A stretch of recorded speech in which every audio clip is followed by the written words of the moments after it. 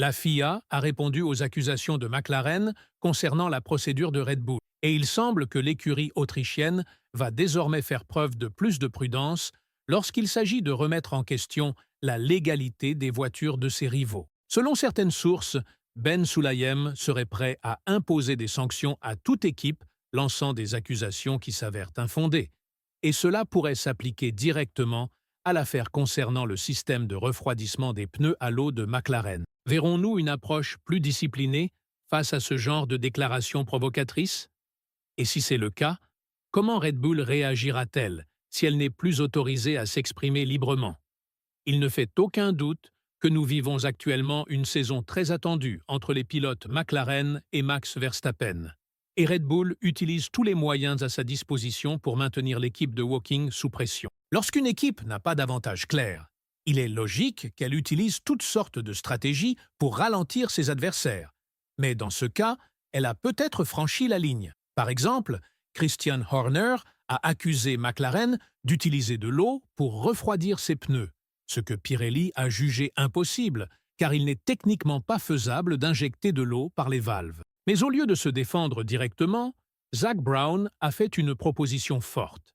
Si une équipe veut lancer de telles accusations, elle doit en assumer les conséquences dans le cadre du plafond budgétaire. En effet, Brown estime que toute équipe de Formule 1 qui accuse un rival doit déposer une réclamation officielle, et les frais d'enquête doivent être déduits du plafond budgétaire de l'équipe plaignante. Si l'accusation est fondée, la somme est restituée au budget. Sinon, l'équipe devra réfléchir à 2 fois avant de relancer un tel processus. Fait remarquable, cette proposition a été acceptée par Ben Sulayem. Le président controversé de la FIA semble entretenir de bonnes relations avec Zak Brown, car ce n'est pas la première fois qu'il tombe d'accord sur un sujet. En parlant de cela, Brown a déclaré « On ne peut pas accuser quelqu'un sans plainte écrite, et cette plainte doit impliquer de l'argent. » Évidemment, Christian Horner n'a pas accusé McLaren directement. Avec autant d'années dans ce sport, on apprend à manipuler les situations selon sa propre narration, et c'est exactement ce qu'il fait. Il suggère simplement que quelque chose pourrait être en dehors du règlement sportif concernant la MCL 39, en se basant sur des images thermiques que son équipe possède. Après le Grand Prix de Miami, Horner a déclaré qu'il y aurait toujours des questions en Formule 1. Ils ont fait exactement la même chose l'année dernière, avec la suspension avant de notre voiture. Lorsque vous êtes en tête comme nous ces dernières années, vous êtes toujours plus scruté. Cela fait partie intégrante de la Formule 1. Pour la FIA et les équipes, la majorité du travail est effectuée par les écuries elles-mêmes, car elles disposent de plus de ressources, et une analyse constante de la concurrence a toujours lieu. C'est inhérent à ce sport. Cependant, selon Ben Sulayem, ce n'est pas une façon professionnelle d'agir dans le sport que de lancer des accusations à tort et à travers. Ce n'est pas ainsi que doivent se comporter des équipes professionnelles de Formule 1. Que cela nous plaise ou non, cette situation doit être traitée plus sérieusement et à partir de préoccupations légitimes des équipes à l'origine des plaintes. Il est évident que nous allons assister à de nombreux changements dans un avenir proche, mais il reste à savoir s'ils seront motivés par une véritable volonté d'améliorer le sport ou simplement par le désir de Ben Sulayem de maintenir son influence en tant que président de la FIA.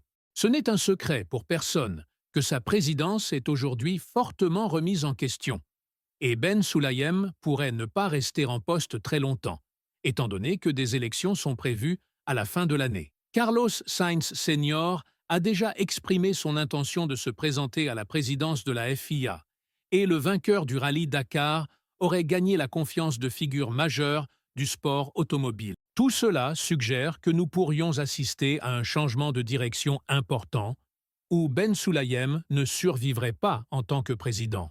Pourtant, ce qui nous préoccupe le plus, c'est la compétition en piste, et il est possible que nous n'ayons pas droit à une saison aussi palpitante que celle de l'an dernier. Ce qui semble presque certain, c'est que McLaren est dans une classe à part, ce qui soulève des questions sur la durée de cette domination. Tout le monde attend l'inspection des ailerons avant prévue à Barcelone, mais l'opinion générale est que l'écart est déjà trop important et que la MCL 39 continuera de faire office de référence sur la grille. Le vrai défi sera de voir comment les autres équipes parviendront à introduire des améliorations suffisamment compétitives pour combler cet écart. Red Bull a facilité la tâche à McLaren et Ferrari l'an dernier en échouant dans le développement de sa voiture à partir de Miami, ce qui a permis à ces deux équipes de rattraper leur retard.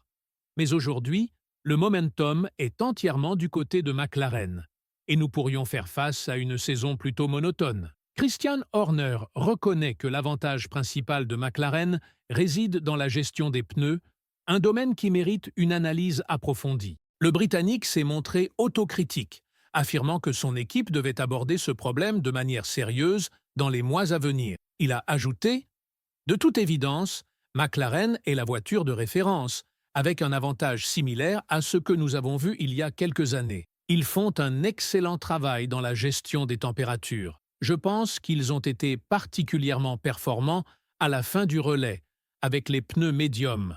C'est là-dessus que nous devons nous concentrer. Je pense aussi que nous avons eu des problèmes de frein qui ont aggravé la situation pendant la course.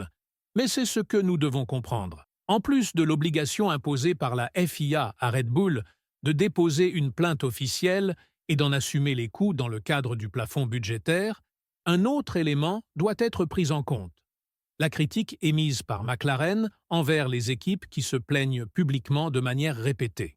Nous sommes habitués à voir les coéquipiers de Verstappen obtenir de si mauvais résultats qu'une narration s'est construite autour du quadruple champion du monde, qu'il tire le maximum absolu de sa voiture et la place là où elle n'a rien à faire. Mais Andrea Stella, le directeur de l'équipe McLaren, ne croit pas à cette histoire. Il estime que l'écart entre les équipes n'est pas aussi grand qu'on le pense. McLaren est la meilleure équipe, mais pas avec une avance démesurée, ce qui se voit également lors des séances de qualification. Développant son propos, Stella a déclaré « Red Bull est très fort pour construire des voitures rapides, exceptionnellement bon pour les piloter et extrêmement habile à créer une narration qui les avantage. Ils exploitent toutes les opportunités possibles pour rester dans la compétition. Parfois, ils donnent l'impression de réaliser des miracles, comme si les autres devaient gagner toutes les séances d'essais, qualifications et courses. Mais cela fait partie du récit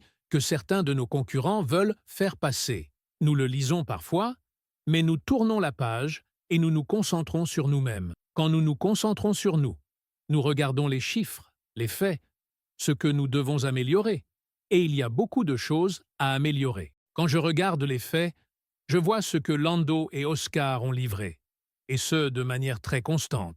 Alors, bravo à Red Bull, même dans la façon dont ils gèrent les opportunités non techniques. Avec tout cela en tête, la situation pourrait devenir encore plus délicate pour l'équipe autrichienne, surtout sachant que l'avenir de Verstappen est incertain. Le quadruple champion du monde pourrait envisager des options en dehors de Red Bull si l'occasion se présente. Et pour cela, il faudrait qu'il tombe en dehors du top 3 du championnat des pilotes. L'équipe devra donc tout faire pour maintenir la RB21 aussi compétitive que possible, y compris en lançant ce genre d'accusations envers d'autres équipes. Et vous, que pensez-vous de la proposition de Ben Sulayem de sanctionner les équipes qui lancent des protestations infondées?